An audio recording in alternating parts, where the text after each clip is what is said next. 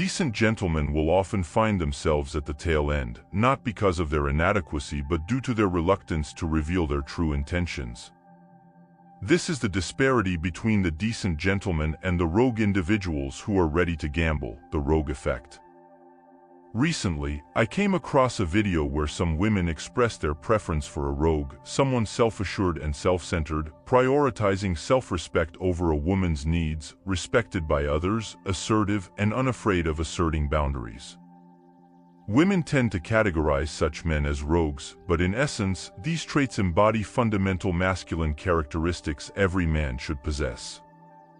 The reason they're perceived as rogues is due to the prevailing feminized culture that has stigmatized masculinity, deeming it unacceptable for a man to assertively pursue his desires without apology. These are the men women are drawn to. On the contrary, decent gentlemen, who prioritize women over themselves, are willing to adapt and comply with women's demands, will consistently find themselves at a disadvantage. They often refrain from pursuing what they desire and are inevitably less appealing than men who prioritize self-interest. Why do women gravitate toward rogues? The answer is rather straightforward. When pondered upon, women inherently seek assurance of being cared for.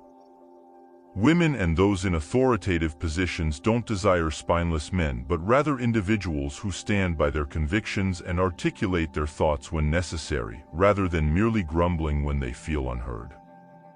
They want men who lead and assert control when the situation demands it. But before we start with the rules you must break for a woman to find you attractive and desirable, I must tell you something. You're in a channel only for winners, where I know perfectly well that you are one of them. Here I will teach you to become a magnet for women and fill you with wisdom and knowledge to become a completely indomitable warrior. So I recommend you subscribe and activate the notification bell so you don't miss any of our wise mentorships and thus begin your great change. That said, let's begin. They often refrain from pursuing what they desire and are inevitably less appealing than men who prioritize self-interest. Why do women gravitate toward rogues? The answer is rather straightforward. When pondered upon, women inherently seek assurance of being cared for. Women and those in authoritative positions don't desire spineless men but rather individuals who stand by their convictions and articulate their thoughts when necessary, rather than merely grumbling when they feel unheard. They want men who lead and assert control when the situation demands it. There are numerous explanations why women are drawn to men who treat them poorly. Here are a few. Firstly, they acknowledge the unattainability. Even if the woman in question becomes the girlfriend, she remains cautious. Dating rogues brings with it a sense of unpredictability, keeping the woman guessing, which can be captivating. Secondly, rogues are unpredictable. They may go days without contacting their partner, even when she's upset with them for neglecting her. Despite this, she still craves his attention, likening it to a powerful medication. We tend to long for what we can't have after all. She picks up the phone and instantly pardons him. But why? It's not just the sound of his voice she longed for. There was something unexpectedly intriguing about him. His affection for her remains an enigma, as she can never predict when or where he'll surprise her again. He disregards her neediness. Being clingy and desperate often lands guys in the friend zone. There's an undeniable allure to a man who takes risks, who has nothing to lose. In every relationship, the power dynamic is clear. A woman depends on her man's affection, while he remains independent. This dynamic only tightens her grip, making her cherish what she has even more. Forgive the toxicity, but Chads always seem to believe they're doing women a favor by choosing to be with them. Moreover, their unwavering confidence is captivating. It's like a natural fragrance that emanates from them, drawing others in. When a man exudes complete independence, he garners more attention from women. Chads are impeccably confident in every aspect of themselves, and women are irresistibly drawn to such assurance. The pursuit of attention never. In reality, don't be fooled, women also pursue men, and it's something they find highly appealing in potential partners. They chase after them, follow their interests, always uncertain whether the feeling will be mutual. This uncertainty adds to the intensity of the anticipation leading up to the first kiss or the first night together. Other women desire them, observing the way alphas interact and the influence they hold over others. Social proof comes into play here. It takes discernment to recognize a high-value man, and having women around him signals his value. The presence of other women makes the selection process easier for those attracted to him. They'd rather steal him away than approach him when he's unoccupied. It's cunning, the way some women think, and I've experienced it several times. It's frankly absurd. Some women believe they can reform bad boys, which is where they often go wrong. You can't alter a bad boy's demeanor when it comes to matters of the heart. Many girls are drawn to bad boys because they think they can change them. They believe that if they show affection, the bad boy's emotional barriers will crumble. Perhaps it stems from maternal instinct or a desire to fix the bad boy, fueling the attraction. Why do women overlook nice guys? It's disheartening to witness men who seem like ideal husband material being disregarded, rejected, and overshadowed.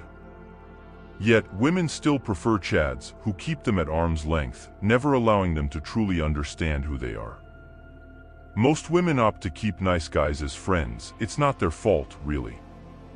Nice guys often act as overly accommodating friends, fearful of making a move.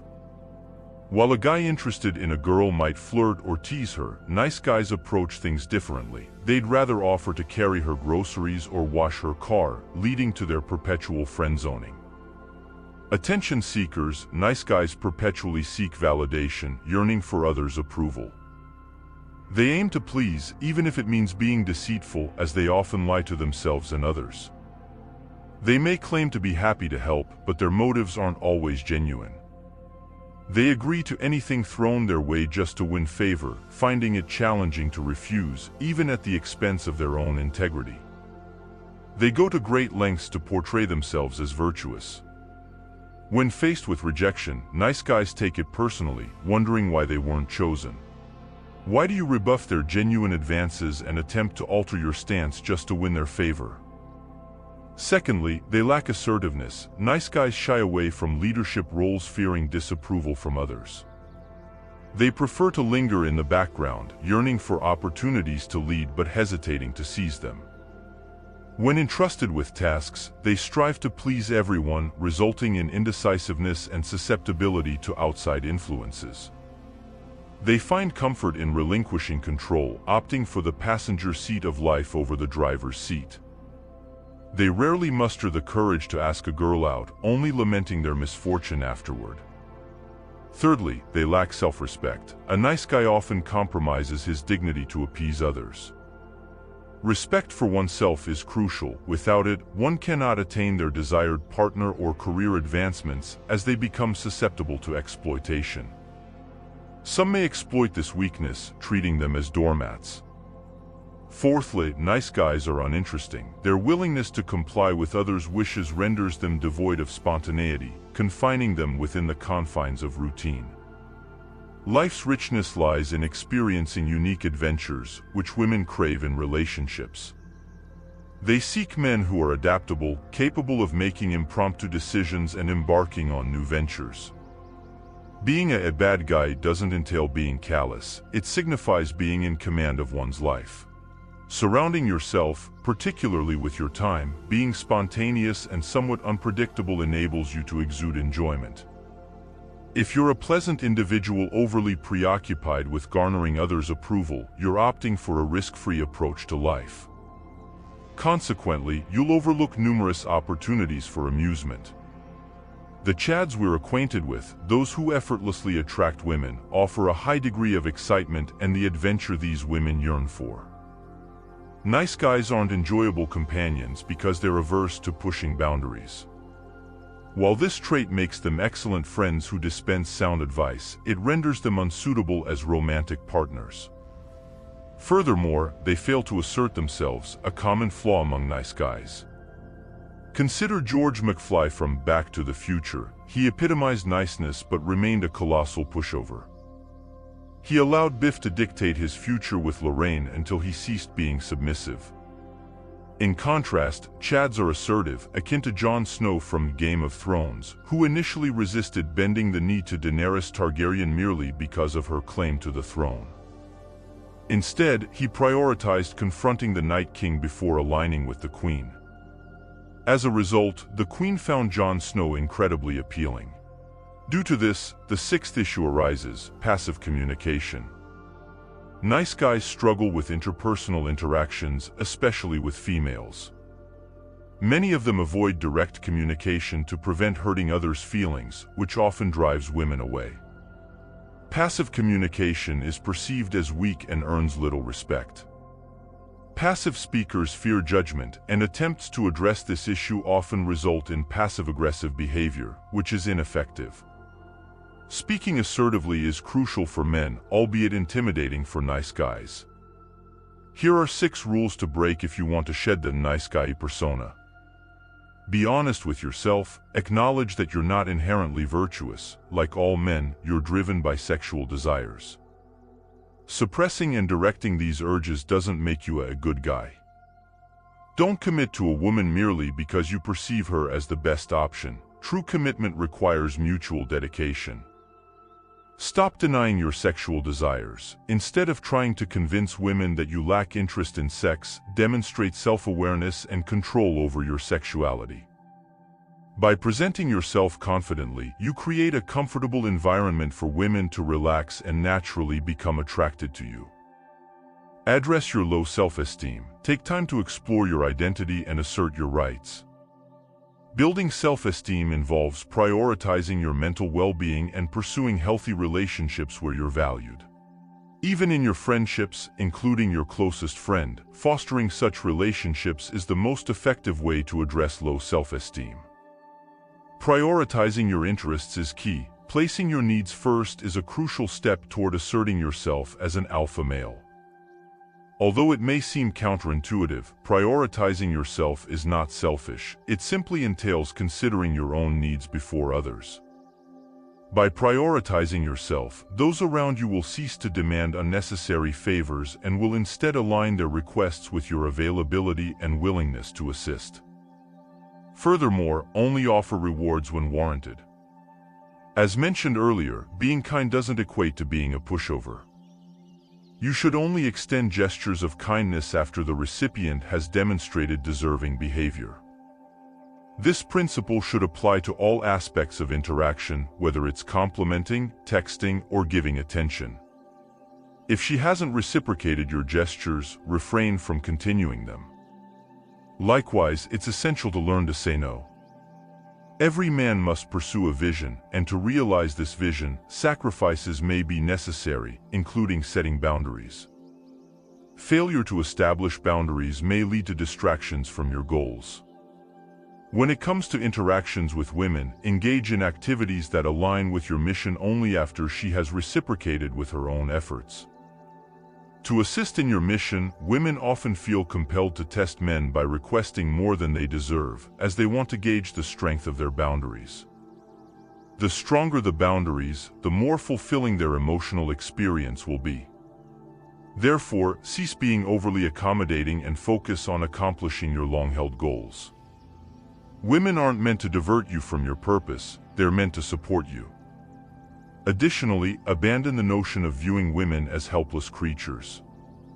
Due to societal conditioning, many nice guys perceive women as fragile beings who require men to cater to their needs. This is nonsense. Women are self-sufficient and can provide for themselves. They don't rely on men to buy them drinks or serve as their emotional crutch. While it's true that women may be physically weaker and have greater emotional needs than men, it doesn't necessitate going to extremes to assist them. Only do what you're comfortable with. You don't have to be rude about it. Changing your perspective on relationships is crucial. Not everyone will like you, and fawning over others won't change that fact. Human desires are endless, and striving to please everyone is futile. You don't have to be a pushover, but you must be at ease with the possibility of not being universally liked. Rejecting the notion that money, height, and looks are paramount in attraction is vital. Women are interested in aspects beyond physical attributes. They desire qualities like integrity and consistency. Blaming physical traits or achievements for a lack of success is a common excuse among disgruntled individuals. Learning how to navigate relationships can be challenging, but it's a skill worth acquiring. Many men opt for shortcuts rather than putting in the effort to develop genuine connections. Taking the path of least resistance and using the reasons outlined above to behave like a simp will only lead to further failure with women. Sometimes, we mistakenly assume that women are attracted to the same things as men. While men are primarily attracted to physical attributes, women's desires are more intricate. The primary craving for every woman is emotional experiences, which are abstract and require time to develop. Of course, women do consider factors like height and looks. If you lack the physical traits she desires, she may not initially pay attention to you. However, it's not entirely her fault. Women have evolved to value these traits because they signify a man's ability to provide positive emotional experiences. If you still believe that women only care about money, you need to reconsider. Alpha males possess multifaceted qualities, and while access to resources is one aspect, it's not the sole determinant. I once knew a wealthy man who seemingly had everything women desired: height, wealth, and good looks. However, he had a significant flaw: he was boring and lacked conversational skills. Despite his wealth, women lost interest in him. This illustrates that making a woman feel emotionally fulfilled is far more important than possessing physical or material resources. Perhaps this is the most genuine advice I can offer on this platform. It's a bit of self-deprecation, but that's the extent of it. If this isn't top-notch education, I'm not sure what is. Well, Stoic One, I hope these wise lessons have been of great help to improve your relationship with girls. I must remind you that this is a channel only for winners, and I know you are one of us. For that reason, I recommend subscribing and activating the notification bell so you can't miss any video of this kind. That said, see you in the next one, winner.